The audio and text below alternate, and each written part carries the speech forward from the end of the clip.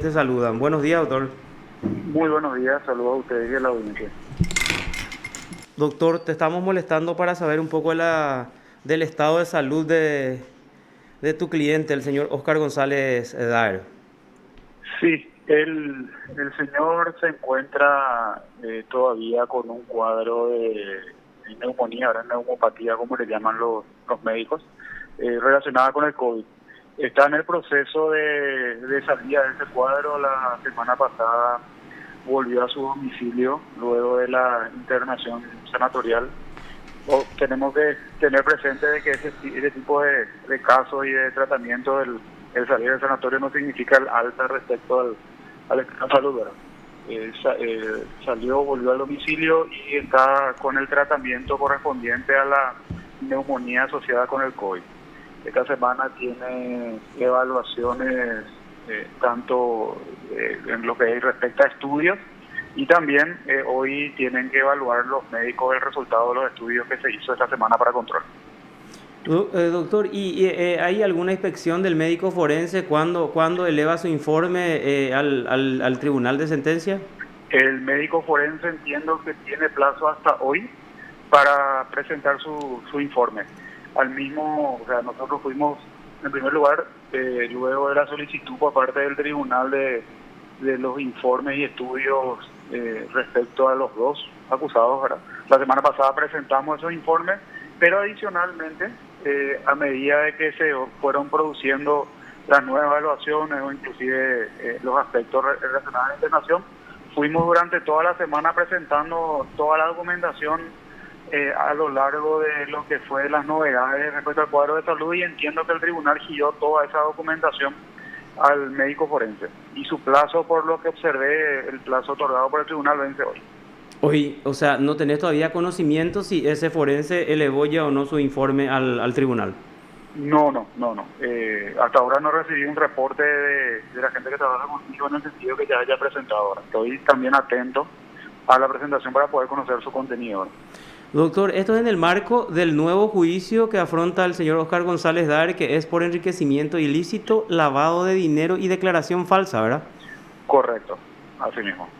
¿Y en qué consiste la acusación del Ministerio Público, doctor, si podés explicar un poco brevemente? Sí, cómo no. A ver, respecto a la figura de declaración falsa, el Ministerio Público, y finalmente en atención a esa acusación y conforme a la autoapertura de juicio, cuestiona, para poner un término ahora, la declaración presentada a la Contraloría por parte de Oscar González Daer en el año 2016. En ese sentido, señala algunos ítems que ellos consideran fundamentalmente, y en realidad usan varios términos en su acusación, pero hablan de omisión en cuanto a proporción de ciertos datos. Y datos, por ejemplo, no sé, son algunos puntos, pero cito uno, pero también Sí. eso es bueno para tener en cuenta lo que es la falta de rigor en este tipo de casos, porque también hay una discusión de derecho penal de fondo respecto a la figura de la declaración jurada. Pero obviando esa parte, para mostrar un poquito, yo creo que es falta de rigor. Por ejemplo, en la acusación señala se omitió la mención de X cuenta en X banco, por ejemplo, ¿verdad? Ujú. Una cuenta ya que estaba compartida con otra persona, y creo que era, por ejemplo, del 2002, el año. Pero también reconoce en la propia acusación de la Fiscalía que esa cuenta que ellos mencionan, a la fecha de la declaración tenía saldo cero. Y es muy interesante como muestra, ¿por qué? Porque la declaración ante la Contraloría es una declaración de bienes. Una cuenta no es un bien. O sea, en las cuentas se representan derechos de contenido económico, y si el saldo de la cuenta es cero, eso no es un bien. Les muestro nomás como un ejemplo de eso. Y después hay otras divisiones también de presentaciones posteriores a la que cuestiona la Fiscalía, donde está la información que ellos sostienen que supuestamente no estaba presente en ese contexto. Después, por ejemplo, después pasamos a la figura del enriquecimiento, y ahí hay una cuestión absolutamente relevante para el caso y gravitante, y es bueno también comentar. El Ministerio Público, cuando imputó, no son los mismos fiscales que hoy tienen que sostener el caso en juicio. El Ministerio Público, cuando imputó, lo hizo sin investigar. ¿En qué sentido?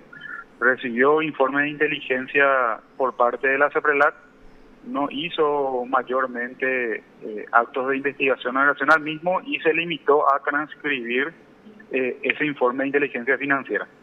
De hecho, eso es muy importante porque en realidad viola deberes por parte del Ministerio Público en atención al tenor de los informes de inteligencia financiera. Los informes de inteligencia financiera, y son, ahora que estamos hablando mucho del tema de la FILAT y todo lo demás, es muy interesante que se escucha mucho el tema de evaluación, pero yo creo que uno de los criterios también que van a tomar en cuenta los evaluadores, porque algo conozco de ese ítem, es cómo la Fiscalía viola esa regla mínima de que los informes de inteligencia financiera tienen ese tenor y son indicadores para que un fiscal desarrolle una investigación y no tienen que ser expuestos de la manera que en este caso los expuso el Ministerio Público. Eso viola compromisos internacionales del Paraguay. Bueno, pero le hicieron. Por algún motivo tuvieron apuro de pronunciarse y se pronunciaron de esa manera. Esos informes de inteligencia financiera en realidad no hablaban de un hecho punible en concreto, sino hablaban de movimientos y empezaron a hacer sumas a partir de movimientos bancarios, etcétera. Lo que sí que el Ministerio Público cuando imputó supuestamente sobre la sospecha que en un periodo de tiempo determinado, supuestamente a partir de esos informes, Óscar González Daer habría generado depósitos y movimientos financieros por supuestamente 103.000 millones de guaraníes. Y la hipótesis del Ministerio Público era que supuestamente generándose esos fondos, Óscar González le habría entregado luego al hijo como una suerte de intento de legitimación respecto al origen. Bueno, en esos términos muy genéricos también se expresó la Fiscalía. Ahora, llama la atención lo siguiente: cuando concluye la investigación, completamente queda de lado esa atribución inicial que realizó el Ministerio Público y queda de lado porque obviamente no se pudo comprobar. Y a Óscar González Daer acusan por, nosotros tradicionalmente conocemos el tema de la figura del enriquecimiento a partir del tipo penal vigente y los casos que expone el Ministerio Público como una diferencia entre ingresos de una persona y egresos. Claro. Ese es el análisis que hace habitualmente el Ministerio Público. El análisis del Ministerio Público, tanto pericial como en su acto conclusivo, señaló que Óscar González Daer, en relación a sus ingresos y a sus egresos, tiene su patrimonio justificado. O sea, él no está acusado por una diferencia en negativo de ingresos y egresos. Y eso es interesante porque eso coincide con el examen de correspondencia que practicó la Contraloría a Óscar González Daer, que también coincide en el sentido de que sus ingresos y egresos están justificados, no hay ninguna diferencia negativa. Él no está acusado por ese análisis. Y luego, novedosamente para mí, y de hecho no conozco otros casos en los cuales lo haya hecho el Ministerio Público, finalmente lo acusa por una supuesta diferencia en negativo de lo que ellos denominan como depósitos en cuenta.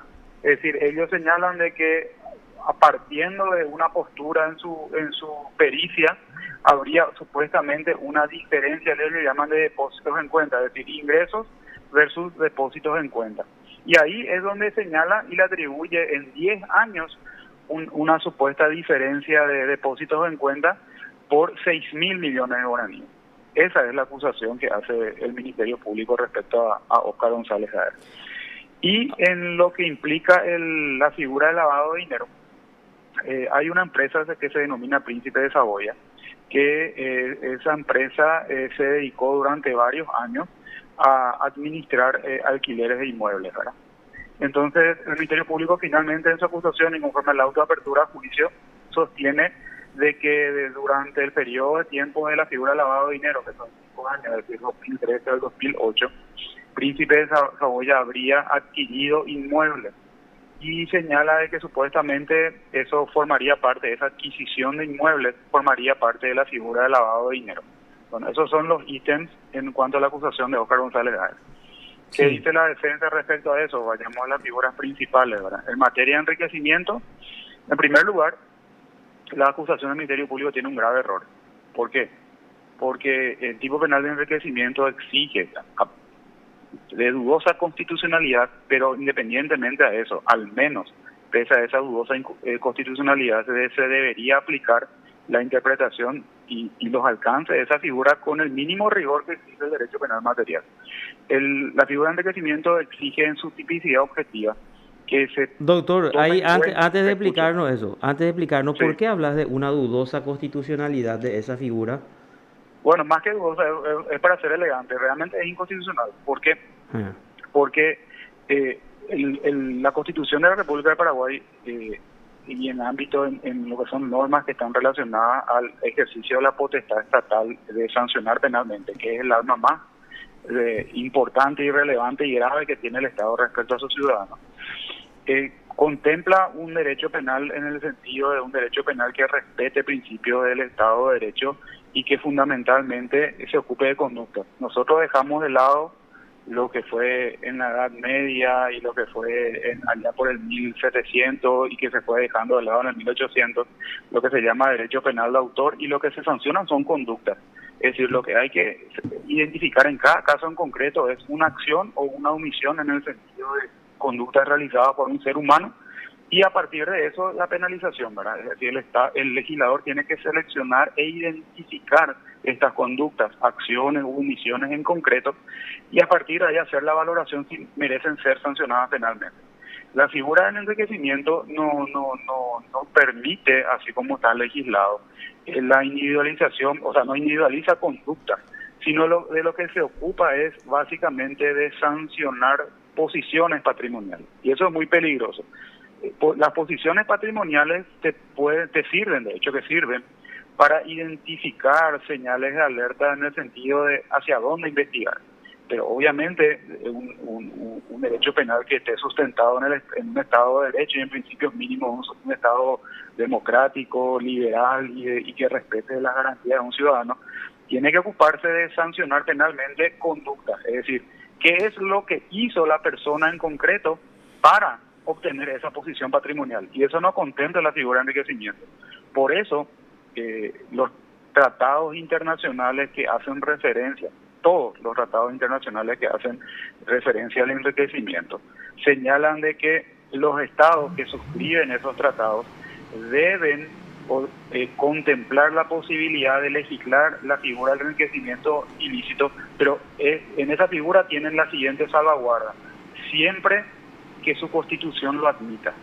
Cada estado tiene diferentes reglas constitucionales y por eso los tratados siempre tienen esa salvaguarda respecto a la figura del enriquecimiento. Bueno, en este caso en particular, yo creo y sostengo de que no respeta alcances de la Constitución. Por eso hay otros países que me parece con mejor criterio. Figuras semejantes al enriquecimiento en realidad la contemplan como figuras civiles para hacer frente a lo que implica el tema de aumentos patrimoniales injustificados por parte de funcionarios, pero a los efectos de privar de esos beneficios económicos, porque nosotros sabemos que el derecho civil tiene estándares diferentes e inferiores al derecho penal. Bueno, ese es mi análisis respecto a la figura de enriquecimiento. Sí, ahora concretamente es demasiado claro y correcto es lo que dice el doctor Claudio Carlos, porque a mí también al deglutir, al leer la norma que establece el enriquecimiento ilícito, siempre me deja un sabor amargo. ¿Por qué? Porque en realidad no se tipifica o no se pone como verbos rectores conductas. Por ejemplo, desfalcó la municipalidad y con eso se enriqueció. Metió la mano en la lata del Ministerio de Salud Pública y con eso se enriqueció. Sino que solamente tipifica el enriquecimiento en sí. O sea, vos sos funcionario, Carlos, y no sé, sacaste la lotería, pero después no podés probar que sacaste la lotería. Y te fuiste y depositaste eso en el banco y por eso ya te condenan por enriquecimiento ilícito. Algo así es, doctor, ¿verdad? Sí, correctísimo. Y es así, y eso es por el lado de la norma. De otra vez, cuando uno aplica la norma en el contexto de una investigación, también se puede volver a violar la Constitución. Es decir, una cosa es el Poder Legislativo dictando la norma, pero otra cosa es la aplicación de la norma a través del Poder Judicial. A través del Ministerio Público en primer lugar. Y ahí yo creo, si bien considero tenemos elementos para poder probar en juicio de que esos 6.000 millones que señala el Ministerio Público, nosotros estoy convencido que tenemos elementos para comprobar que en realidad no hay un acrecentamiento injustificado en lo que ellos le llaman movimiento financiero, que de hecho es muy peligroso ese criterio. Pero en realidad también se puede volver a violar la Constitución cuando se aplica esa norma. Es decir, nosotros tenemos dos vertientes. yo sostengo, es una norma inconstitucional, pero a su vez podemos profundizar la violación de la Constitución con su aplicación. Ya que tenemos esta norma tan vaga, y por ser vaga justamente viola el principio de derecho penal, pero tenemos que tener, en todos los casos hay que tener rigor en la aplicación, pero cuando tenemos normas de estas características tenemos que tener aún más rigor. ¿En qué sentido? Lo que no podemos generar, y yo creo que se generó en este caso de Oscar González que asumí luego la acusación, el Ministerio Público no agotó la investigación patrimonial. Es decir, ya que tenemos una norma vaga, pero por lo menos mínimamente tenemos que agotar la investigación, porque si no lo hacemos con esa norma vaga, nosotros vamos a violar otro principio que es la presunción de inocencia. Acá la Fiscalía llevó adelante la investigación con el siguiente criterio: yo voy a sumar a lo que yo creo que es movimiento financiero y más o menos palabras más, palabras menos, dejo a tu cargo, es decir, a tu cargo es el perseguido penalmente, que él vaya justificando para ir disminuyendo ese monto, y eso viola la presunción de inocencia. En realidad la Fiscalía es la que tiene que agotar la investigación. Y también, doctor, y creo luego que... de agotar, decir que no está o no justificado, ¿verdad? Y además creo que acá se opera la inversión de la carga de la prueba también. Sí, no, y por eso, a eso me refiero con el tema, y eso está relacionado con la presunción de inocencia. O Sí, sea, doctor, y ahora... tengo que agotar. Ahora la pregunta es, o sea, cuando vos decís, yo creo que es inconstitucional y la defensa, eso recurrió, activó los mecanismos, vale la redundancia, como un medio de defensa, o sea, presentó, no sé si es acción o excepción lo que se puede presentar contra esa ley 2523 que prevé y tipifica y sanciona el enriquecimiento ilícito en la función pública, doctor.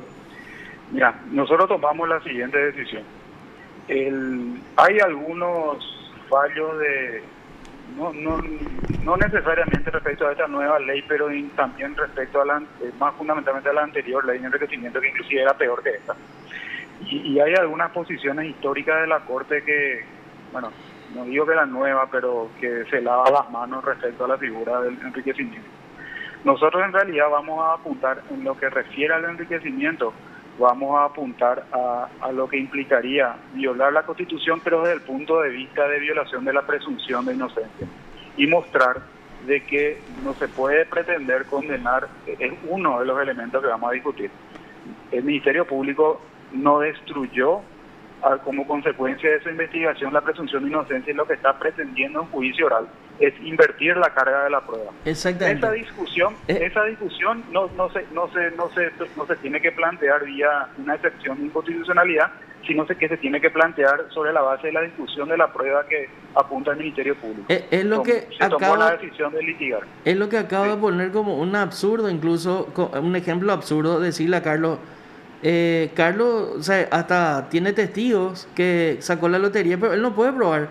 Y el Ministerio Público le dice, vos tenés que probar, Carlos, que sacaste la lotería. Yo no tengo por qué probar si nosotros ya trajimos el informe del banco que vos tenés $2 millones más de lo que tenías cuando entraste como funcionario público.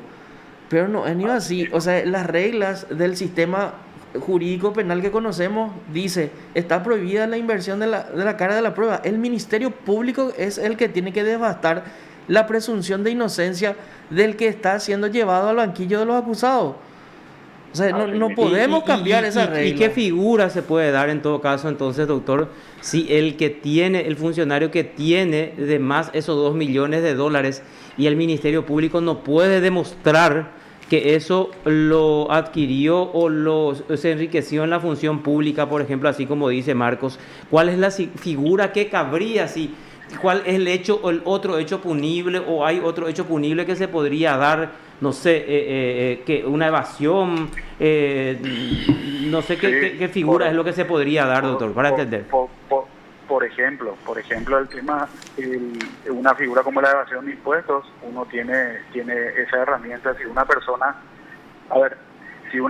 tiene en la función pública, por ejemplo, determinados ingresos, y esos ingresos yo no los puedo vincular con una conducta previa, hay que entender de que el enriquecimiento está construido como una suerte de lavado de dinero para funcionarios. Así está construido en Paraguay, sí. como una suerte de lavado de dinero, con la diferencia que el lavado de dinero te exige probar el hecho subyacente, el hecho previo. Y acá se está manejando, invirtiendo la carga de la prueba y solamente ocupándose de esa supuesta posición patrimonial, y después me siento que me explique el funcionario el origen.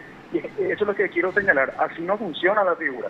Hay que agotar una investigación respecto, inclusive abarcando esos aspectos impositivos, porque puede tratarse también de un caso en el cual el funcionario tiene actividades que son lícitas, pero que por ejemplo no pagó los impuestos.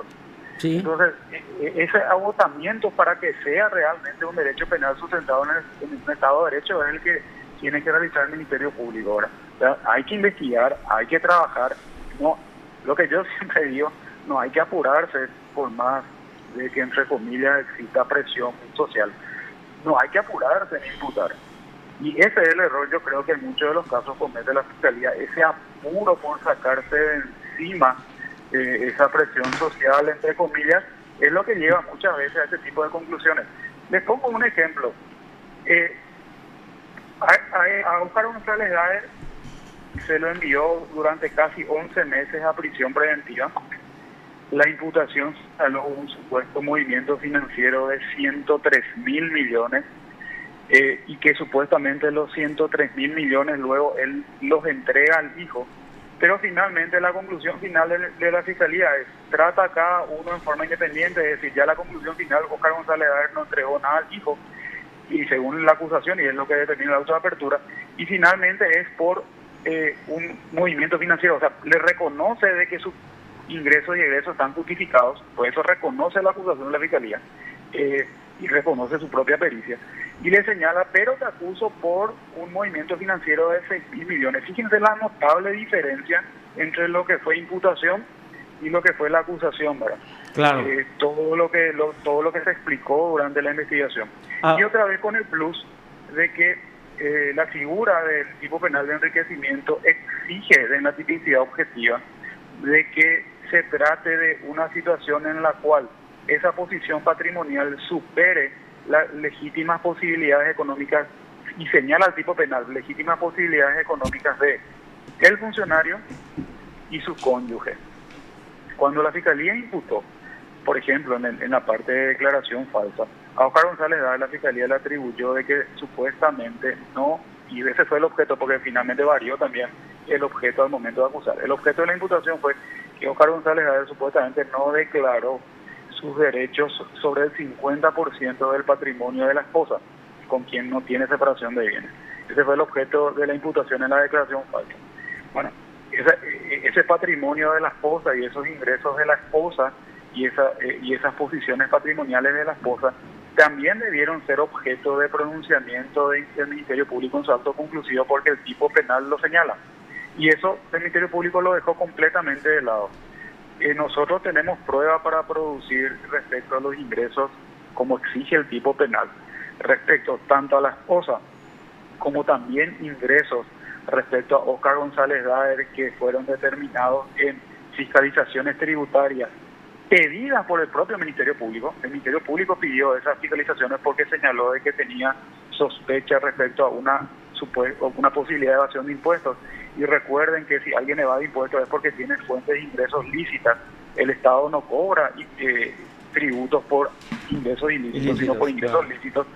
Y en este caso, si yo tomo los informes conclusivos y con resoluciones, porque finalmente hubieron resoluciones de determinación tributaria respecto a Óscar González Daer, ya fueron abonadas en su momento. Si yo tomo esa información más la información patrimonial de la esposa, como le exige el tipo penal, esos 6.000 millones desaparecen. Ahora, desaparecen en el sentido de decir que tiene un saldo negativo. O sea, se justifica ese depósito, entonces, sí, porque vos hablaste de depósito, sí, no la diferencia entre los ingresos y egresos. O sea, sí, pueden justificar entonces sí, esos depósitos en los bancos. Sí, sí, sí. Ahora, cuando vos hablas de esa fiscalización y que esa fiscalización terminó ya en una resolución e incluso tu cliente ya abonó lo que tenía que abonar, ¿qué es lo que concluyó la subsecretaría? ¿Hubo una evasión, una defraudación? ¿Cuál es la figura que aplicó la subsecretaría de Estado de La, Tributación y cuánto es lo que vos o tu cliente, o sea, en representación de tu cliente se abonó ante la subsecretaría, doctor? Tenemos que separar por montos porque ahí tenemos fiscalización respecto a él, respecto al hijo, Sí. y respecto también incluso a algunas determinaciones tributarias respecto a la esposa, ¿verdad? Porque todo eso se fiscalizó a pedido del Ministerio Público. ¿Y podés hacernos esa explicación y los montos y detallarnos para que podamos entender bien y la audiencia también pueda entender, Sí, doctor, cuánto es lo que se abonó y en concepto de qué abonó Oscar González Daer, cuánto es lo que abonó y en concepto de qué es lo que abonó su esposa la escribana y su hijo en este caso que es acusado por un monto mucho mayor, que es de más de 50.000 sí. millones, creo, ¿verdad? Yo sí te voy a dar montos redondos en el sentido Sí. de la fuente, y más que monto pagado, ahora no tengo muy en cuenta, o sea, no tengo O anotado algo acá el monto que estimativo. abonó. Sí. Pero lo que como dato más interesante, más que lo que abonó, bueno, tenemos que recordar siempre que el tema de lo que se abona depende del tributo, 10% más multas y todo lo demás, ¿verdad? Mm. Pero te voy a dar en realidad la base, los montos que son la base de los ingresos lícitos que determinó la subsecretaría. En el caso de Óscar González Daer, los ingresos que identificó la subsecretaría y lo identificó en el rubro de alquileres, porque sobre la base de alquileres de inmuebles, y a partir de ahí luego realizó la determinación tributaria. Pero en cuanto a ingresos, durante solamente 5 años, porque fiscalizó solamente 5 años por el tema de la prescripción en materia tributaria, en el caso de Óscar González Daer identificó ingresos lícitos por cercanos a los 5.000 millones de guaraníes. En el caso de Rubén González Chávez, a partir de ingresos lícitos que está relacionado con varios aspectos, tanto alquileres como compra-venta de ganado, explotación ganadera, que él se dedica a eso. La subsecretaría identificó ingresos lícitos por más de 30.000 millones de guaraníes en 5 años. Entonces, son fuentes de ingresos lícitas. La Fiscalía tuvo el resultado de esas fiscalizaciones antes del acto conclusivo y lo dejó de lado. Y yo creo que eso no corresponde. Claro, y aparte de estos ingresos que encuentra lícitos, entonces dice la subsecretaría, sí, encuentro ingresos lícitos en conceptos de alquileres 5.000 millones durante 5 años del señor Óscar González Daer. Sí. Pero me falta 3.000 millones, o sea, cuánto es lo que él, o sea, cuánto es lo importante pues es aclarar, porque si no pues la gente otra vez queda con la duda y va a decir, no, ahí nos chulean todo otra vez, no nos quieren explicar, no nos quieren decir, entonces es importante conocer ese dato concreto y revelar esos datos, doctor, porque eso es lo que la ciudadanía quiere y se tiene que explicar y los fiscales tampoco explican, y entonces cuando hay una duda, vos como defensa estás seguro y bueno, ¿y cuál es el problema de poner los datos así como estás explicando? O sea, pagó el señor Óscar González Daer, pagó, o sea, O si él no, evadió o defraudó sí. 3.000 millones y tuvo que pagar 4.000 o 2.000 o 1.500 millones de guaraníes y está solucionado. Eso está y se va a presentar en juicio y está todo eso justificado. Entonces esa es la pregunta un poco. Vos nos hablas de los ingresos legales determinados y lo que, digamos, dijo la subsecretaría, no pagó sobre estos. Y esto evadió o defraudó, por ejemplo, si no podés decir, doctor. Sí, el monto exacto yo te puedo comprometer porque tengo que separar. Lo que no quiero es lanzar así, tengo que separar por persona, etcétera, etcétera. Yo te lo podría dar, no sé, podemos charlar si querés mañana, pero te quiero dar con precisión, porque ahí no quiero realmente equivocarme en el tema, porque siempre es un tema bien técnico, ¿verdad? Sí. Pero lo que sí yo te puedo garantizar, porque ahí tenés ajustes en IVA, tenés ajustes en IRP, vos sabés que, por ejemplo, el IVA en lo que es inmueble, alquiler, es un porcentaje diferente a lo que es compraventa de ganado, entonces hay que dar con precisión esa diferencia. Lo que sí yo te puedo garantizar es, concluyó la subsecretaría, concluyó su fiscalización, comunicó esos resultados, tanto lógicamente a los fiscalizados como al Ministerio Público, se abonó todos los impuestos, más multas, etcétera. Eso también fue comunicado al Ministerio Público. Y realmente el trabajo de fiscalización de la subsecretaría duró prácticamente un año, se hizo con rigor y vuelvo a insistir, se hizo a pedido de la Fiscalía, o sea, la Fiscalía Nelson Ríos envió 4 o 5 oficios, tanto para que se inicie como para que se impulse esa fiscalización. La propia Fiscalía señaló de que una de sus sospechas podría ser un aspecto tributario, y lo que sí llama la atención es que cuando llega el resultado lo dejen de esta manera de lado, ¿verdad? Claro. ¿Por qué? Porque vuelvo a insistir, el Estado cobra impuestos sobre actividades lícitas. Claro, claro. Y eso es lo que identificó el fisco, ¿verdad? Ahora, doctor, te insisto un poquito. O sea, él nos estaba diciendo que culminó la fiscalización en un año y se abonó, ¿verdad? Sí. O sea, no podés dar un monto estimativo entre todo el grupo porque no puede ser que vos no te acuerdes, y aparte que estás en juicio oral, en decirnos, por ejemplo, sí, la familia concretamente abonó 5.000 millones, más una multa de 1.000 millones. Eso, ¿cuánto sería el estimativo así? Sin especificar, porque vas a manejar sí o sí el monto porque estás en el juicio oral, que ya es la etapa de determinación o de conclusión de este caso, ¿verdad? No, sí, yo te entiendo, solamente que es bueno que yo diferencie. Primero también porque hay personas que, como te voy a decir, en este caso no son objeto, como se hizo una fiscalización. Cada una es individual, correcto, Sí. ¿verdad? Pero se hizo una fiscalización prácticamente de todo el grupo familiar en lo que interesa al caso mío que manejo yo, ¿verdad? Uh-huh. De esta familia. Entonces hay algo, es bueno ser, como te voy a decir, preciso y diferenciar Oscar, diferenciar Rubén, para no inmiscuir también a gente que no está sometida a proceso, ¿verdad? Entonces yo creo que tengo que también tener ese deber y ese cuidado. Sí, me parece perfecto. Pero solamente por ese aspecto. Pero yo no tengo problema.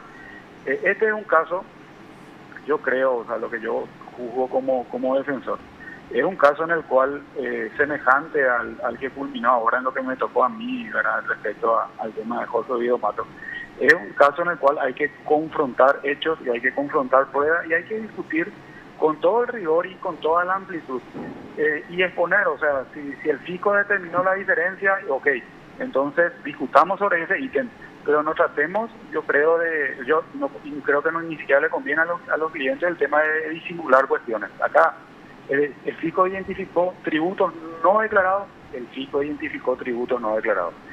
llegó a una conclusión, se abonó.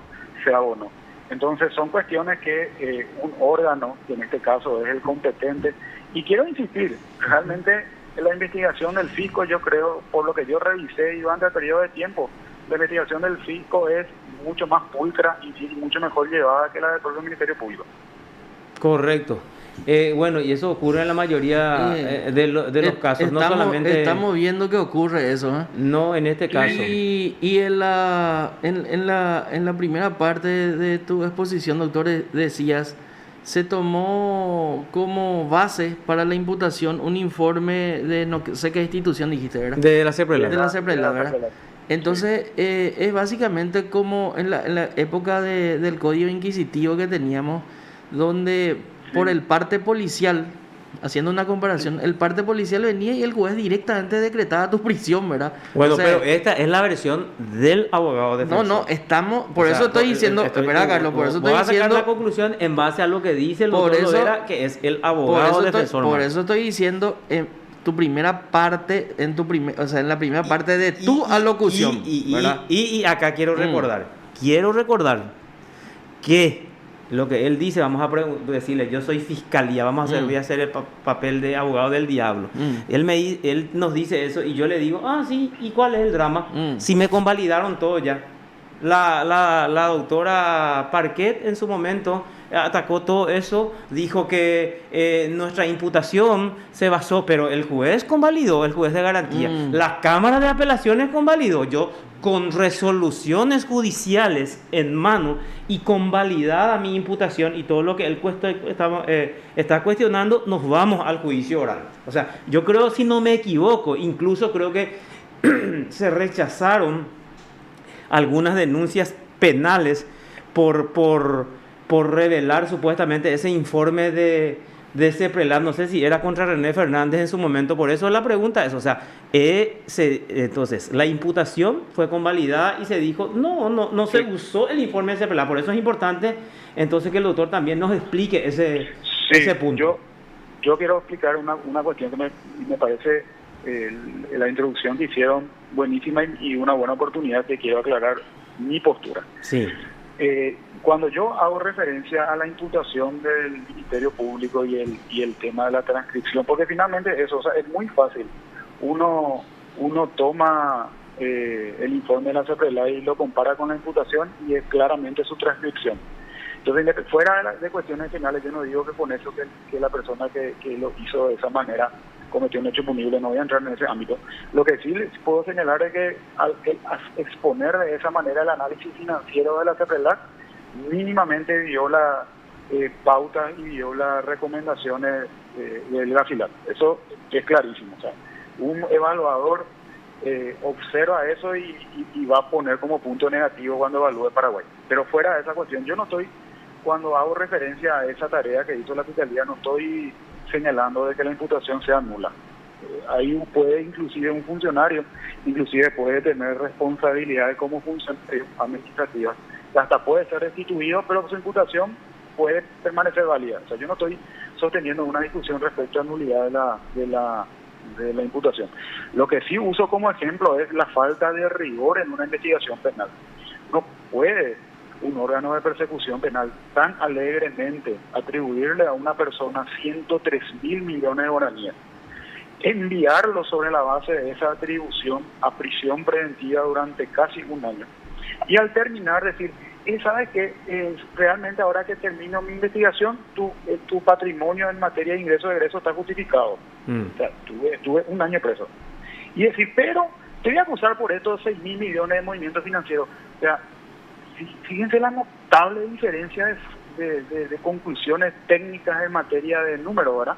O sea, y obviamente esos 6.000 yo creo finalmente que inclusive también se dejó de lado esos aspectos que le dije. Cuando se imputa, te imputo porque no declaraste el patrimonio de tu esposa, que el 50% te pertenece. Eso es en declaración falsa. Cuando llega a la conclusión se olvidan de esa parte. El tipo penal de enriquecimiento exige concluir las legítimas posibilidades económicas del funcionario y su cónyuge. Dejan de lado el cónyuge para esa conclusión de los 6.000. Si yo traigo los ingresos de la cónyuge durante ese periodo de tiempo de la investigación, realmente vean con que tiene una posición lícita, una posición patrimonial justificada. Le sumo las conclusiones de la subsecretaría y le sumo también otra cuestión importante que yo considero un grave error en la investigación, pero no digo jurídico, de evaluación, y que parte también de un grave error pericial. Yo no puedo, que es lo que hizo el Ministerio Público, yo no puedo en una investigación patrimonial de una persona, de un funcionario, por ejemplo, de enriquecimiento, decir, tomo las declaraciones, por ejemplo, ante la Contraloría y tomo las declaraciones impositivas de esta persona y tomo esta cuestión y me posiciono vamos a poner el ejemplo de esta persona, al 2008, porque 10 años de la investigación de enriquecimiento, y tomo estos elementos al 2008 como si fuera que esa persona en forma previa al 2008 no haya tenido una actividad patrimonial. Es decir, le tomo a la persona como si fuera que apareció de la nada en el 2008 y comparo los ingresos del 2008 y sus egresos y su movimiento financiero, porque va a llevar a conclusiones erróneas. Por ejemplo, si yo tenía fondos antes del 2008 y lo que hice es, por ejemplo, cambiar de cuenta, si yo tomo esa posición de investigación, ese cambio de cuenta voy a decir que es un ingreso ilícito.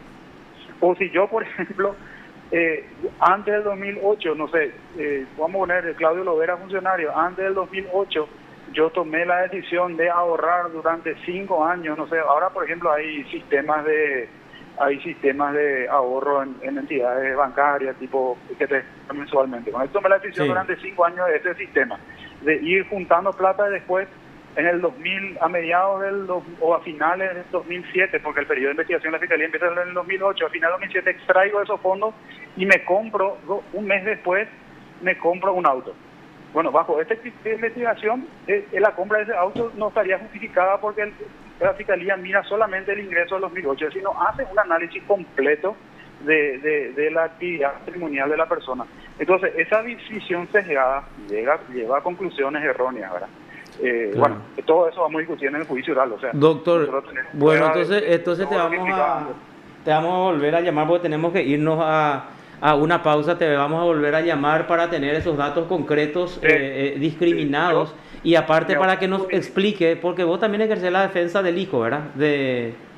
También, entonces para que nos expliques un poco con respecto a la situación. Para concluir, doctor, ¿se remitieron los antecedentes de los presuntos testigos falsos a la fiscalía o eso cuando quede firme recién la sentencia? Según el fallo, cuando quede firme.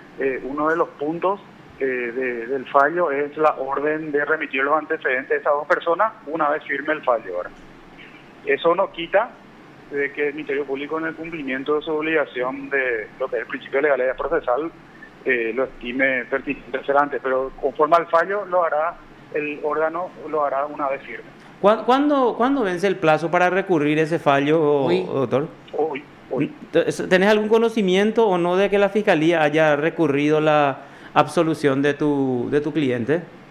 Hasta ayer no había, por lo menos en horario normal, no hice chequear, todavía no había presentado nada al Ministerio Público. Vamos a ver hoy. Perfecto. Doctor, muchísimas gracias por el contacto. Fue un gusto conversar ¿Cómo contigo no? como siempre. Igualmente. Hasta luego, hasta luego. Usted está escuchando PDS.